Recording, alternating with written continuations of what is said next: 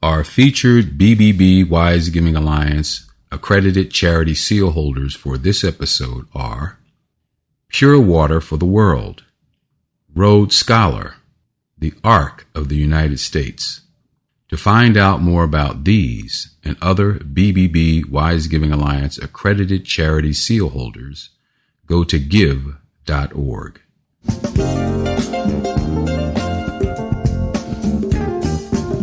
You're listening to the Heart of Giving podcast with Art Taylor, powered by bbbgive.org. Here we explore the motivations that form the basis of giving and service. We inspire generosity and celebrate the transformative effects that giving and service have on the human spirit and on community. The conversations featured on the podcast also uncover giving strategies that educate and provide tools to help listeners make impactful gifts of both their time and money. We hope you enjoy this episode. Welcome to the Heart of Giving podcast, powered by bbbgive.org. Give.org is the nation's standards-based charity evaluator, and it's your one-stop source for information on giving and reports on the most asked about charities. I'm Art Taylor, your host. As I've been doing these podcasts, I've come to realize that there are a myriad of ways of giving back to society. People are doing all sorts of things. And I have to tell you, the people who impress me the most are people who started something and stuck with it. Maybe not the same organization necessarily, but the cause. They got involved in something that was important to them, and they realized that while they could make some change in a short run, it was going to take a marathon before they could really see the kind of change that they wanted to see, and they were up for that challenge. The person we're going to talk to today is one of those people. She spent most of her professional career working to address challenges associated with our criminal justice system. And we've all heard stories, horror stories, of how people have been abused really by our criminal justice system in various ways. And that's not to say that we don't need a criminal justice system. We certainly do. There are jails for a reason. There are prisons for a reason.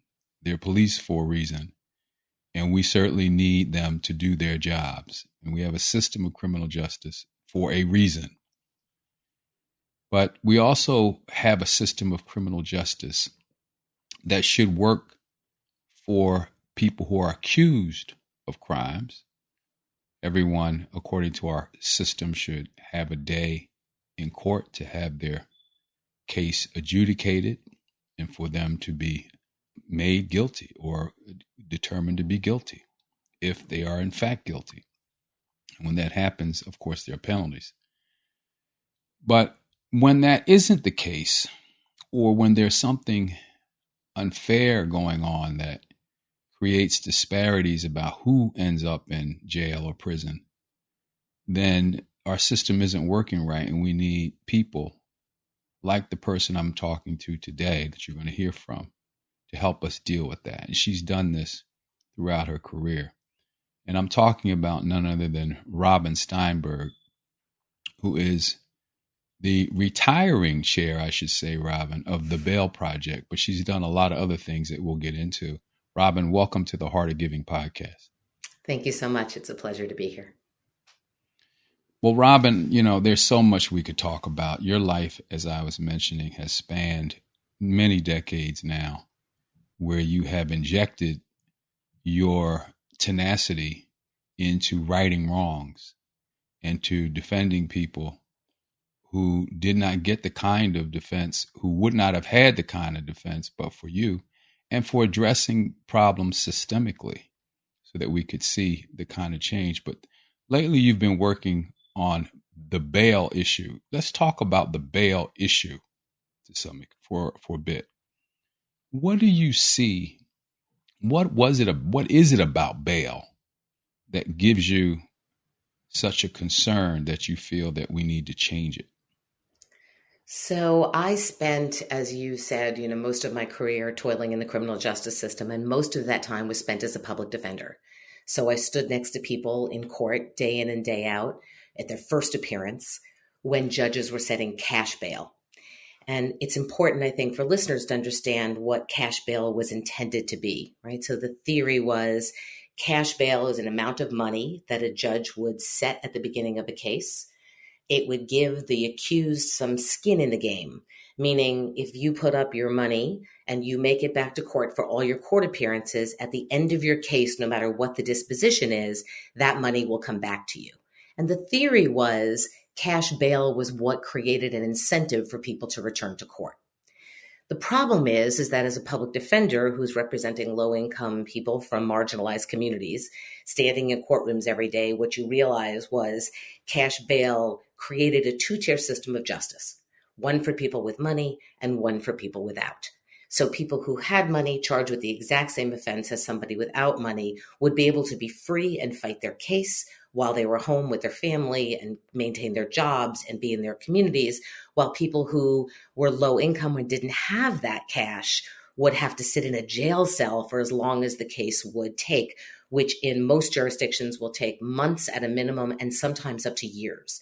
So it creates a two-tier system of justice. It perpetuates and drives systemic racism.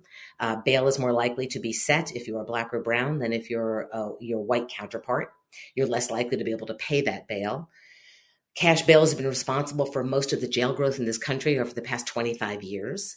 And it's been the driver of incarceration. And I know that because we have 3,000 local jails in this country. And in those 3,000 jails, the majority of people there are there because they can't pay their cash bail, not because they've been convicted of a crime.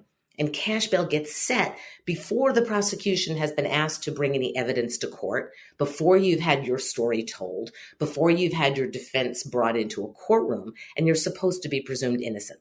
So cash bail also erodes the presumption of innocence. It's unnecessary. It's unfair. And frankly, I think it's un-American. So, the work we've been doing at the Bail Project has really worked over the past almost 6 years to show that cash bail is actually not what provides the incentive for people to come back to court. So we've been able to lay that myth to rest. How do we know that? For almost 6 years, we have been paying people's bails in 30 cities across America, almost 30,000 people at this point. And what we see is that clients come back to their court appearances over 90% of the time, even though they have no cash or skin in the game at all. So the idea that it was money that made people come back to court was a myth to begin with. So that's why when I said cash bail is unnecessary, it's not necessary to get people to come back to court. People will come back to court if they have court notifications that are effective and they have transportation to get there. It's that simple. So it's really time to eliminate cash bail in this country and really reimagine a pretrial justice system that's more fair and more equitable. So you're not saying then that some people shouldn't be held, right? Right. So what I'm saying is we need to take money out of the system, which I think this should be a bipartisan issue, right? Most people, right, would probably say, yeah, probably the size of your bank account shouldn't determine who stays in and who goes home. Really what needs to be created is a system where judges have the information they need to make determinations about when somebody can and can't be returned safely to community. And that ought to be a fair, transparent court proceeding where the accused is assigned counsel, where evidence has to be produced that somebody might actually pose a danger if they're released, right? Not our imagination that they're dangerous because of the color of their skin, the way they dress, the language they speak, the country they come from, right? The neighborhood they live in. That's what drives a lot of injustice in our system as it is. But as objective as we can be, evidence in a courtroom that somebody might pose an imminent risk of danger. That can be determined by a judge with a prosecutor and a lawyer representing the accused. And then if it's found that they're an imminent risk of danger to somebody in the community, then a judge would have the power to hold them. But it has nothing to do with money, right? Money should just be taken out of the system. So what are some of the hurdles for making that happen? I mean, we have a bail system, and I would imagine people are making money off of that system. For sure. And that system is pretty ingrained into our way of prosecuting cases and defending cases. So who stands to lose, I guess, is the question if we were to eliminate bail. So we have a multi-billion dollar bail bond industry in America. We are the only country that has such an industry. It's backed by insurance companies, and it obviously employs and provides profit for all of those companies across the country. So they stand the most to lose. If we eliminated cash bail and removed it from the system and reimagined a different pretrial system without money determining that, they would go out of business tomorrow. So that's where the immediate loss comes in. And that's where we see very robust opposition to progress and opposition to change. But, change is hard. We know that, right? So it's also culture, right? We have a decades-long ingrained culture in our courts of setting cash bail. So you'd have to shift people's ideas around that. We'd have to educate the public more about what cash bail really is and is not. It's become a proxy for dangerousness. So people think that judges set cash bail because that will protect the community. Cash bail has had nothing to do with public safety. The only thing cash bail does is hold people who don't have access to resources in jail cells, subjecting them, by the way, to harm and violence and all sorts of horrible things that happen to you in jail, in addition to what's happening to your life outside that's falling apart. So the other thing I think that is an important interest that the system has in maintaining cash bail is that cash bail is also the engine that keeps the system running. What do I mean by that? So the system is overloaded. There are too many people being brought into the system. Judges need to move their calendars. Prosecutors need to end their cases. Defenders have really high caseloads as well. Cash bail actually creates an incredible coercive lever for people to plead guilty. And here's how. If you can't pay your cash bail and you can't pay it, no matter what the amount was, whether it's $200 or $1,000 or $10,000, what winds up happening is prosecutors and judges will create plea bargains that will enable you to go home if you just plead guilty. So if you can't pay your cash bail, but you appear in court and the judge says, hey, I know you can't pay your cash bail and I can get you a trial, but the trial is going to take a few months to get to. But if you want to plead guilty, I'll give you time served, or we'll give you probation, or we'll give you 15 days in jail, which is far less than the months and months it's going to take to get your day in court to have a trial.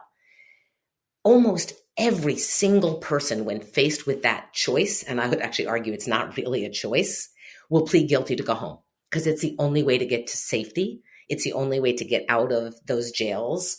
It is the only way to get back to your job and your family and your children and your home and your community.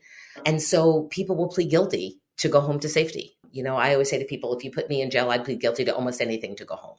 And so the idea that people don't plead guilty who aren't guilty is also a myth, but cash bail makes that dynamic continue and sort of greases the wheels of keeping the plea bargains going every day in every court in this country when people are pleading guilty to go home to safety. So it's not really a choice. It's a pragmatic decision.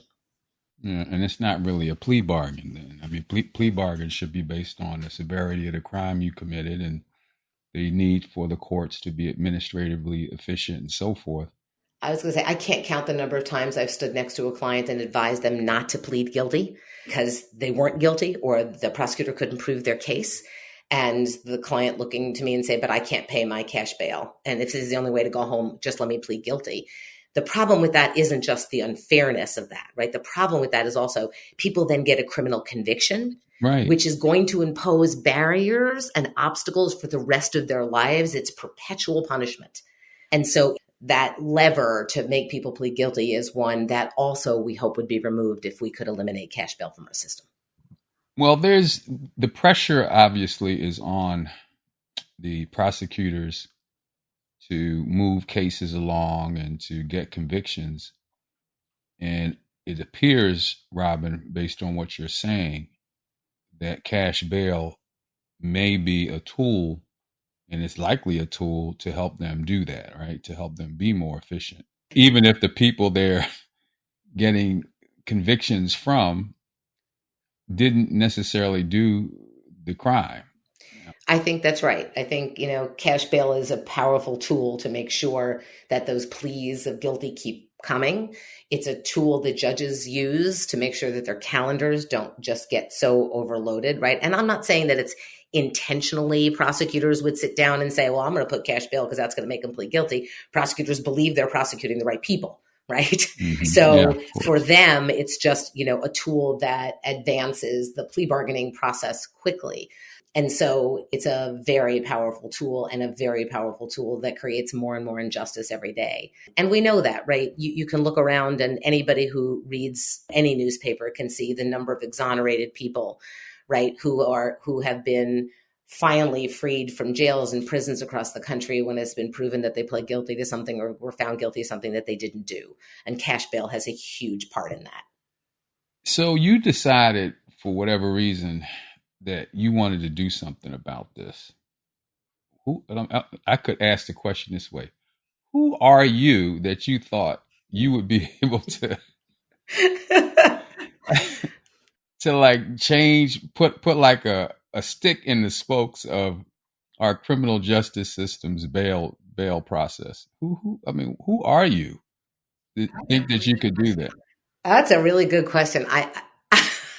I mean, look, it's me and it's my colleagues who have been fighting for more racial and social justice in our criminal justice system for as long as I've been doing this work. And yes, it was a little bit of an audacious idea. But, when I started as a public defender in 1982 and I stepped foot into my first criminal courthouse in New York City, and I saw what passed for justice in this country, I just vowed to make a difference. And I vowed to try to change it. And I started that process by representing individual people, which I think was by far the most transformational, impactful thing I've ever done in my career, was stand next to a person, get to know them, travel the journey with them, and fight in a system that really was designed, right, to take away people's rights and keep them in jails. And so for me, that's how my career started. But inevitably, I guess I'm a person, when I look at it, I see the systemic flaws.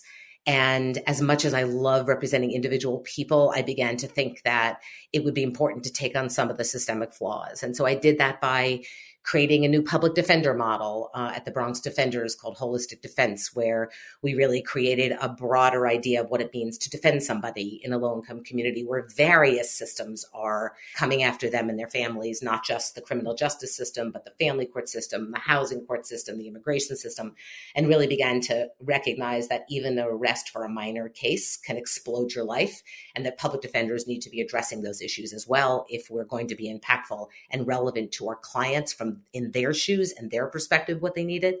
So I did that. And then I thought, well, maybe the answer is to think about doing a place-based organizational thing in Oklahoma and start something around women's incarceration. And I did that. But all along, I kept looking at the systems and what are the systems that need to change, whether it's the public defender system, the prosecutorial system. But at the end of the day, when I thought about what's the last phase of my career I really want to engage in, I had a choice, right? I could try to become a judge and refused to set cash bail. And I figured they would drag me into traffic court in about a day and a half and never let me survive as a criminal court judge. So that wasn't going to work. So any dreams I had of polyester robes, that went out the window. I was like, that's not going to last. But my husband and I had started something in the South Bronx in 2005 called the Bronx Freedom Fund. And it really was the first test of this proof of concept, which was, could we create a revolving bail fund with donated dollars? And what would happen if we started paying some of our clients bails? Would they come back to court? And so that was a very small proof of concept. And we had amazing results. 95% of clients came back to every court appearance. Half the cases got dismissed once we paid bail, which gets to that thing about the coercion of cash bail to get people to plead guilty. And it was so overwhelming that I thought, this could be national. This could scale. This needs to be like elevated into the public conversation in a much broader way. And so I got incredibly lucky and maybe appropriately named the audacious project of the TED company, found the idea of the Bronx Freedom Fund to be one that they thought might have impact if we had the money to scale it. They put me into that process. Mm-hmm. I was lucky enough to be able to do a proposal with some of my colleagues that was presented to potential funders. And then they gave me the opportunity to do a TED Talk in April of 2018 about the injustice of cash bail in America. And that set everything in motion to allow us to take that small proof of concept and expand it nationally. So when you did, let me stop you you did this proof of concept. So you got together with some of your colleagues and you said, let's do something about bail. So then do you start a nonprofit? Did you just go to people and say, hey, can you put up some money to do some bail? How did that work?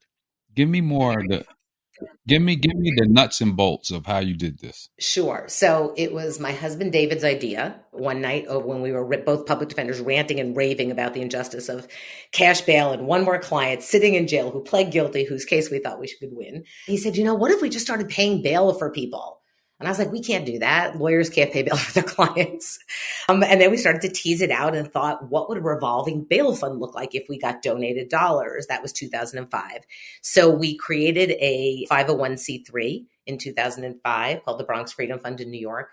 And then we tried to get a funder. And honest to goodness, I knocked on doors for 2 full years until somebody finally was willing to give us any money to do this experiment. And that person was Jason Flom, who was a record executive who, for whatever reason, thought this crazy idea would be worth experimenting with. And so I had lunch with his dad, Joe, and him, and they gave us $100,000, which was an enormous amount of money at the time. It was way more than we ever imagined we'd be able to start with. And we began to pay people's bail, slowly and carefully and track what was happening.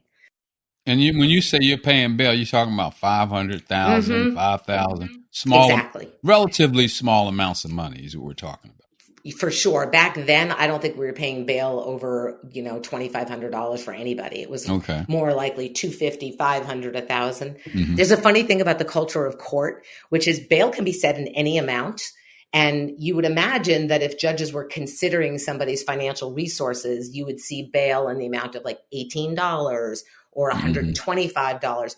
But because culture and systems are bigger than individuals, every judge we ever knew set bail in $500 increments. So bail was always $500, $1,000, $1,500, $2,500. That's significant when you think about the fact that the data is clear that most Americans don't have $400 in their savings account for an emergency. Got it. So it's really out of the reach of most people. So, all right. So you got this $100,000 from this wonderful executive to get this going. And now in the 501c3 starts making bail payments. And what you discovered is that the money always got paid back. And you probably didn't need any more than $100,000 to make it work, right? Did you ever bounce out of 100? Well, you need more because there's more cases. There's more cases. Exactly. Yeah. There's more cases and you needed staff, right? You needed staff to interview clients, to go pay the bail, which by the way, back then to go pay bail in New York City, it can take up to 6 hours to get that bail paid before the person gets out. You then need to wait with the person to make sure they have a way to get home because people are just let out any time of the day or night with no way to get home. And so it required staff as well. So we began to do more fundraising as the good results were coming in. People still thought it was a crazy idea. And initially people were like, you're going to lose all your money. But no. Why did they think it was crazy? It makes all the sense in the world to me. Why do you think they think it was crazy though? So I think people bought into the myth that it was money that makes you come back to court. Okay. Which, look, intuitively, it makes some sense, right? Like, why would somebody come back to court to answer criminal charges if they didn't have something on the line? The answer is because people tend to comply with court orders, because it's in your best interest to come back. Because if you don't, they issue a warrant and the police can come pick you up any time of the day or night and bring you back. Right. So people come back because they come back, right? Yeah. But I understood that people thought, And $500 isn't going to make them come or not come. I agree. If you weren't going to come back, $500 isn't going to be the thing that makes you come back. Exactly. So basically, all you're just saying is, let's find a way to give $500 away to somebody in case this person doesn't show up. Right. And the revolving nature of our fund, to your point, allowed us to have the fund that kept revolving over and over again with a certain percentage of loss for those few people that would miss a court date, right? Right. But it was a really effective model. And then I got lucky, and a lesson I learned a long time ago was when somebody sends you a random email and you don't know who they are, answer the email and find out who they are. Right. Because I got this random email from a woman named Danielle, who I had no idea who she was. And she said, hey, just came across this Bronx Freedom Fund thing, and I'm wondering if you could tell me more about it. And I was like, sure. She just said, I'm a researcher. I was like, great. And I began a months-long conversation with her, only to then realize when she finally revealed herself that she was working with a research team at the TED company. And it was part of this audacious project, which was then a confidential process. And they encouraged me to put a proposal in that was much bolder and much more audacious than the $100,000 grant. I think I asked for $55 million in that grant. Wow. We got about half of that in the first round in the fall of 2017. I got a phone call saying, we're going to give you about half of that so you can begin to hire staff and you can begin to scale and you'll continue to raise money. Wow. And so I left my job at the Bronx Defenders and I left my job at Still She Rises in Oklahoma and dedicated myself fully to the bail project and scaling it and expanding it and trying to prove that cash bail should be eliminated. So what were you able to accomplish with the 22 or so $1 million, whatever it was that you got? Well, so we hired staff across the country. We set up our first sites in Louisville, Kentucky, St. Louis, Missouri, and Tulsa, Oklahoma. We hired staff to get on the ground and begin to do the bailouts. We hired staff in what we call our central support hub, which is really where we house our finance, our evaluation team, our advocacy team, now our legal team, our communications team. Our theory was if it held, which it has, that the data showed that most people will come back to their court appearances, the overwhelming majority will come back to their court appearances, that what we needed also to do to change hearts and minds was to also elevate the stories of people being impacted by cash bail, elevate the data and the findings and the evidence, right, and get information out into the field about that, and then try to work with policymakers and local elected officials and prosecutors and other policymakers at the local, state, or national level to really begin to try to move systemic long-term change forward. So while we were bailing people out, so we were sort of doing the direct work of addressing the humanitarian crisis, not nearly enough, but as much as we could, getting people home, but also using what we were learning to try to convince policymakers, right, that we could eliminate cash bail and the world wouldn't fall apart, and that actually our communities could thrive and be safer. Wouldn't it also be true that we're saving taxpayers money by not putting people in jails when they don't need to be in jails? Such a good point. So taxpayers in America spend about $14 billion with the B dollars annually holding people in jail cells who haven't been convicted of crimes, who are just there because they can't pay their cash bail. 14 billion. 14 billion. And if you actually think about the collateral costs, it's well over 100 billion. But let's take even the conservative 14 billion. You know, I always say to people, you know, next time a jurisdiction or a small town or a city in America is contemplating moving from a 5-day school week to a 4-day school days week because they can't afford, right, to keep their schools open 5 days a week, we might want to consider how we're spending our taxpayer dollars, particularly when we know that money is unnecessarily being paid. You could create a different system, take money out of it, and you could downsize the costs and enable us to use that money for more productive things and healthy things that actually make communities thrive. Well, Robin, let me ask the hard question, though, because there's still going to be people out there who say there has to be some concern that the wrong people are out on the street as a result of this. They commit further crimes, they hurt people, they steal property or whatever it is. And this wouldn't have happened if there was a bail system and if they were still in prison or in jail, excuse me. Now, I realize what you're going to say is, well, most of them can get out anyway if someone pays the bail, right? But so we're not really stopping anything. But what do you say to folk who are really concerned about people being out who shouldn't be out? Sure. So what I say is that if we created a system where that decision could be made by a judge and a prosecutor with a lawyer for the accused based on evidence, you could still hold people in jail, right? But you wouldn't use money as the thing that keeps them in, right? Okay. So gotcha. I believe in accountability.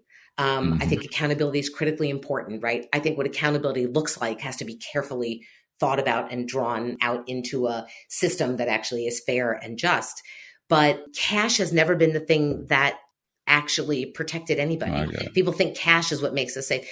It's, if cash bail worked and mass incarceration worked, right, we'd be the safest country in the world. Yeah. Right. So clearly it's not working. Right. And there has to be a system that makes that determination about safety, about public safety, that also considers the public safety of the person in jail, but also the safety of community members outside. That you just need to create a system. And when I say just, I know it's not easy, but you can recreate a system where it's not money that holds somebody in, but that a judge can actually just hold somebody in.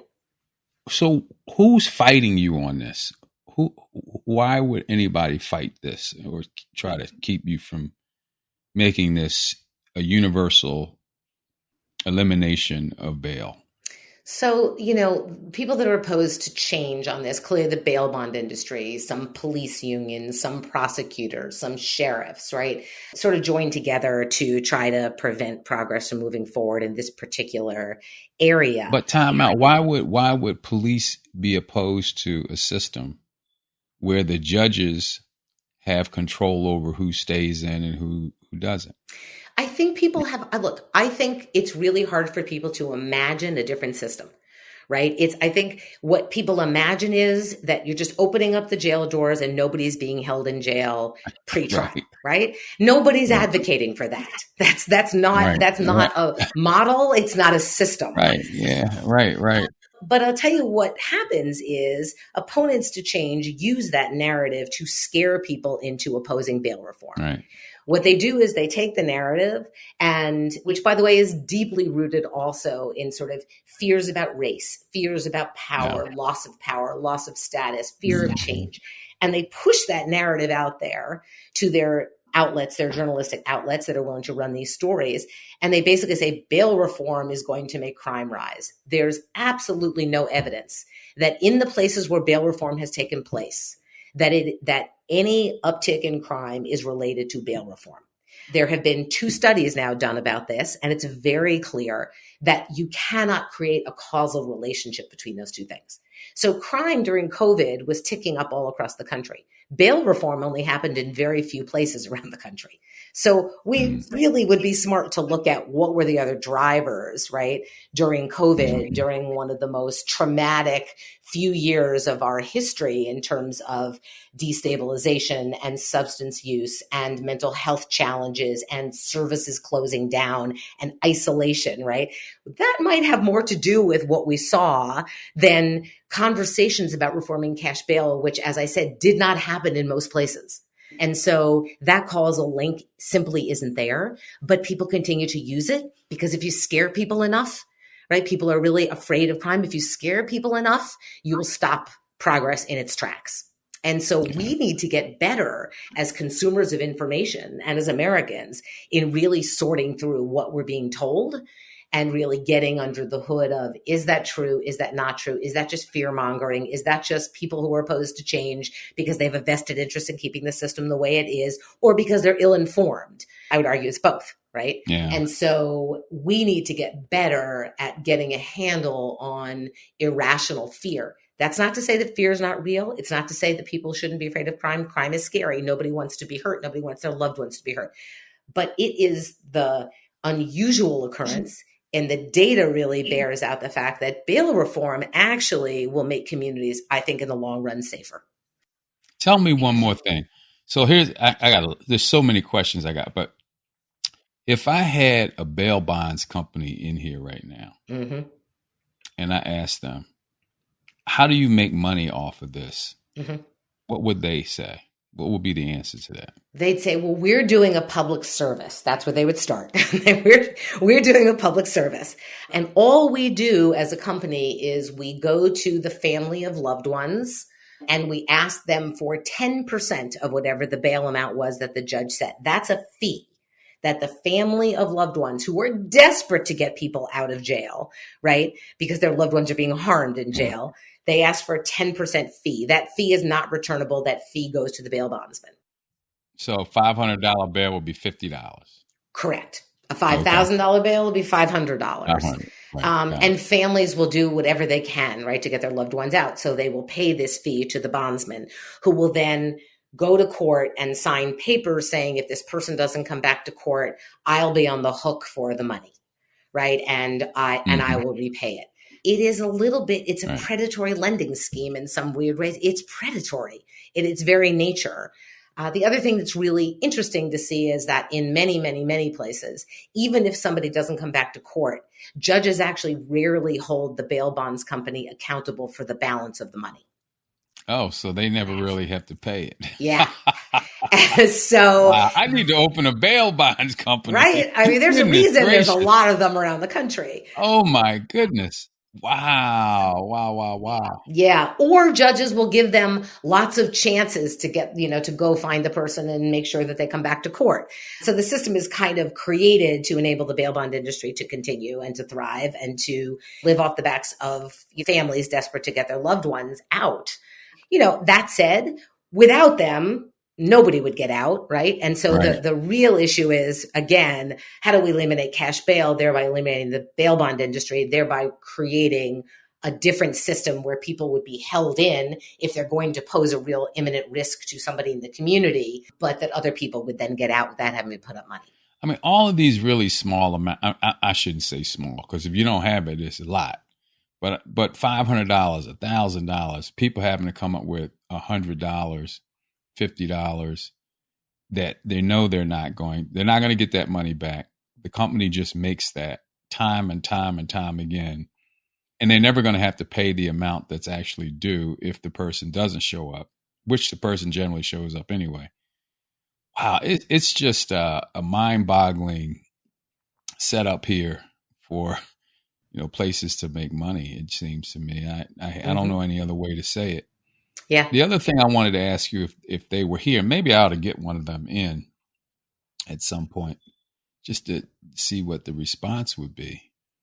What would they say about the potential or why, what would they say to you, for instance, that would make sense about eliminating bail?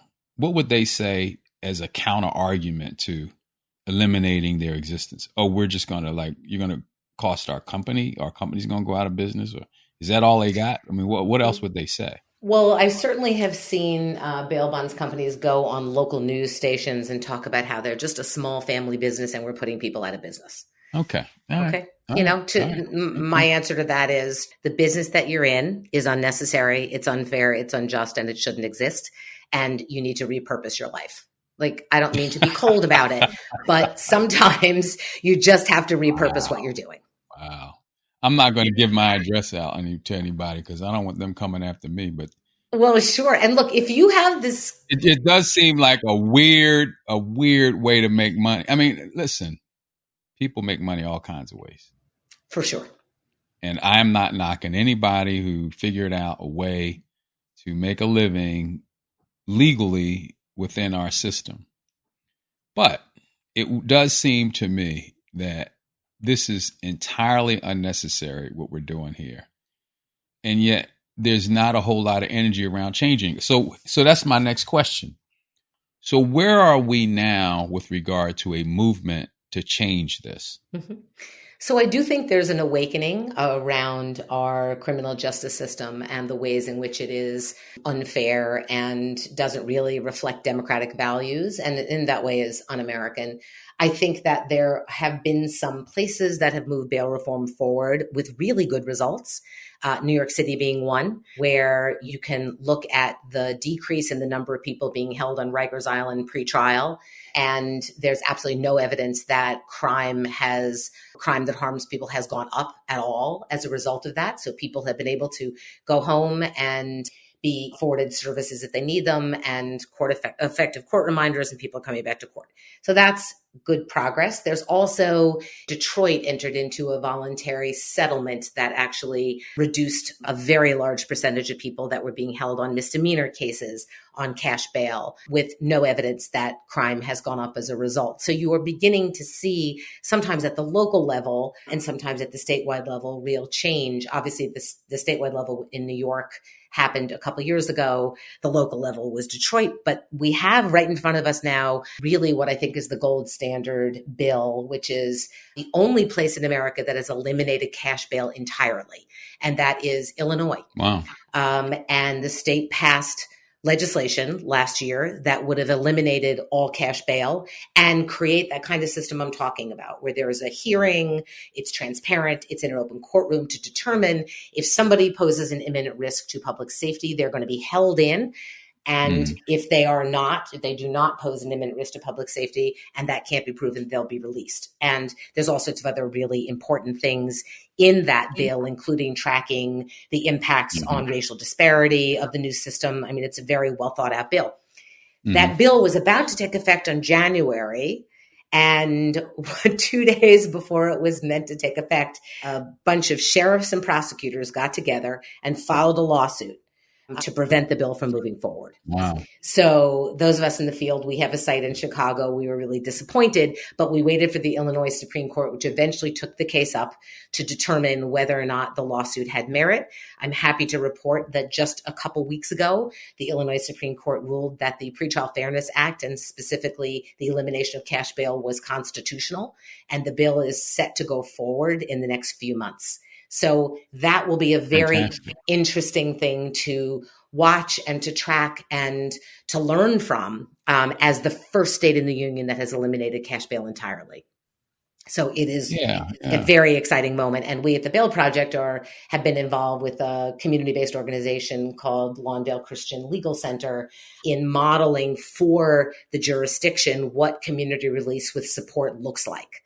And so we have been working with them in actually supporting thousands of people coming out pre-trial with effective court reminders, some housing, connecting them to services if they need services, and transportation to and from court if they can't make it.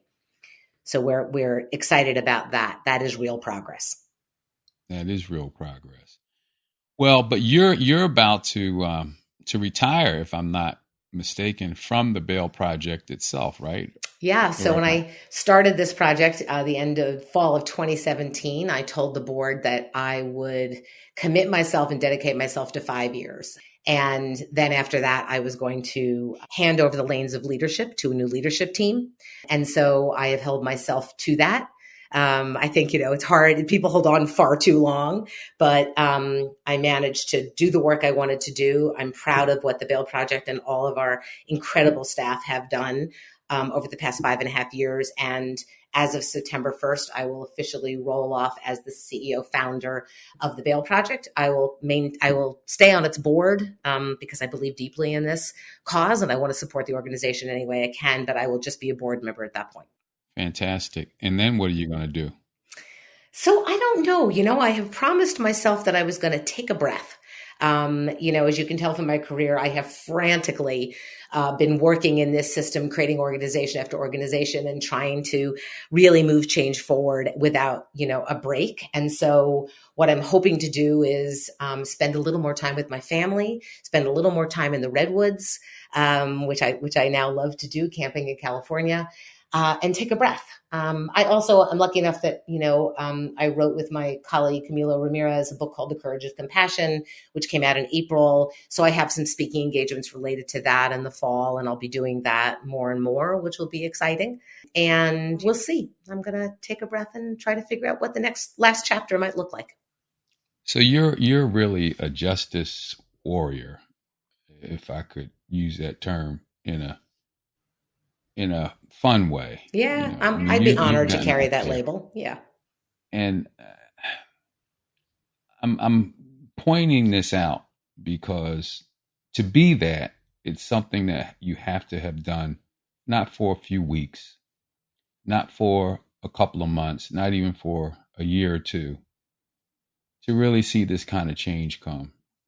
To even position yourself to start a bail project like you did took years of work doing related things, but waiting for the opportunity for something like this to unfold the way it did for you. And do you think that there are people coming up in subsequent generations that have this orientation? And if so, what's your advice to them?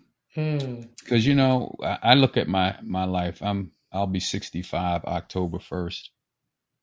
And, you know, I feel like I'm in the fourth quarter here, you know, Mm-hmm. and part of my responsibility, I feel, is to begin staking people coming after me so that the work continues and that the passion for change and for people to work toward change continues.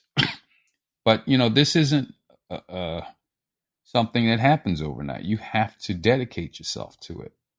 And I don't know if, in my personal case, if I can say, I started out with the idea that I would be doing this kind of work for 35, 40 years.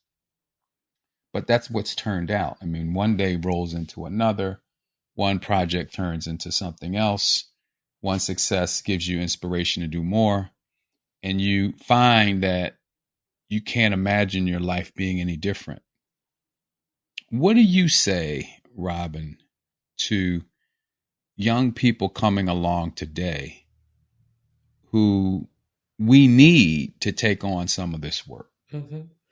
So I say to people, the paradigm of, you know, are you just giving, giving, giving? I shift the paradigm to doing justice work gives you more than you ever give it. It is the most fulfilling, transformational, wonderful work that you do with incredible people that you meet along the way who also are dedicated to the principles and values that you hold dear. And so I always encourage people to do social or racial justice work because I think it will be fulfilling and transformational for them. I also recognize it's not for everybody forever. That's okay too. I think people can do this work for as long as they feel passionately about it, as long as they're willing to put their all into it.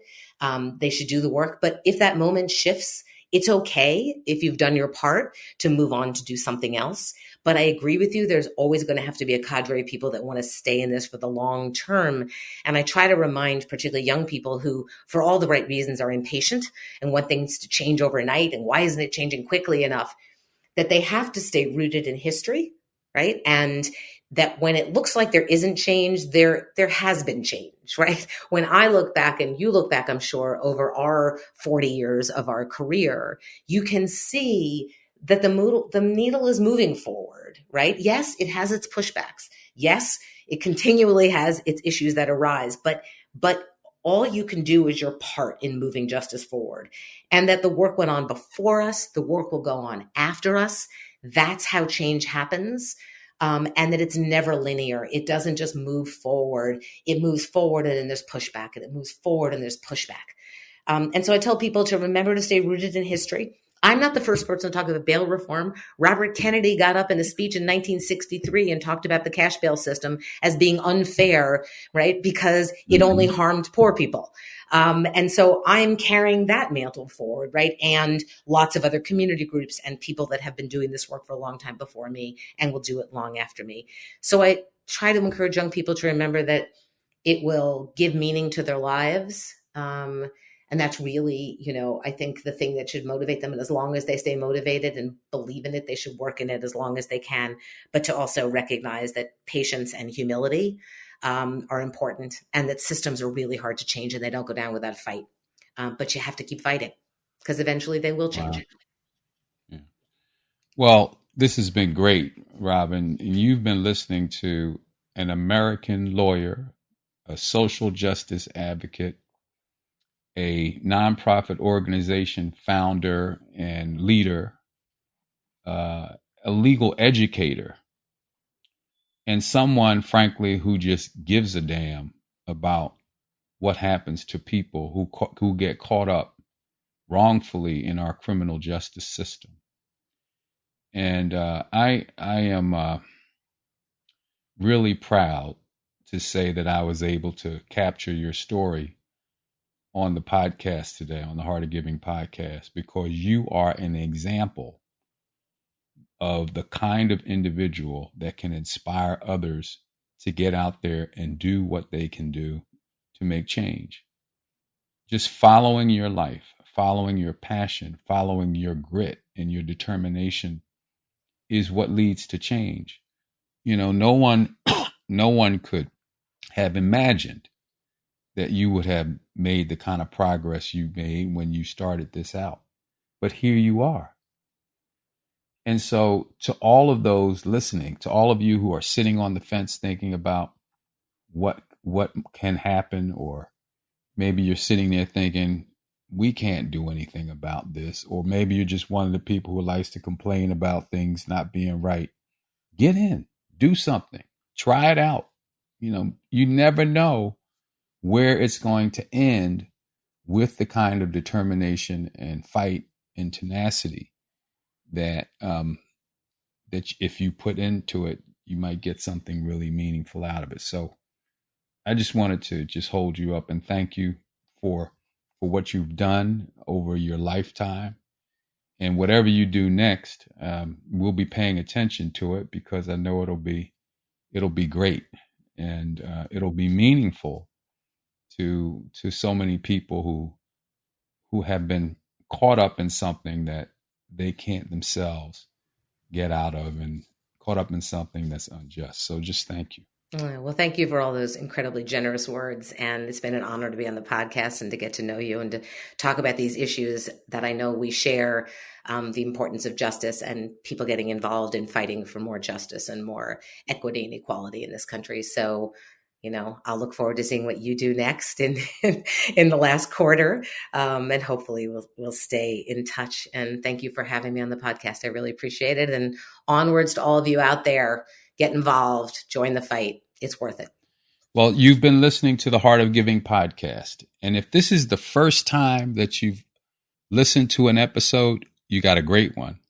But believe me, there are at least 100 more of these shows. We do them every week. And if you would subscribe to the show, and you can do that on any podcast platform, you'll be pinged when a new episode comes up. And they're all amazing, because it's the kind of people we have on telling their story about how they made change, or they're making change in our society. And if you want to support the podcast, that would be great too. You can make a gift by going to our website at give.org, and you can make a gift to the Wise Giving Alliance, the BBB Wise Giving Alliance. And I guarantee you we'll put that money to great use. Thank you for listening. We'll see you back here next week. You've just listened to the Heart of Giving podcast with Art Taylor. Be sure to tune in next time for a brand new episode. To listen to our other interviews, visit heartgiving.podbean.com. That's heartgiving.podbean.com. Subscribe to our show on major podcast platforms. The thoughts and opinions expressed on this podcast are the views and opinions of the guests, not those of the BBB Wise Giving Alliance or program affiliates.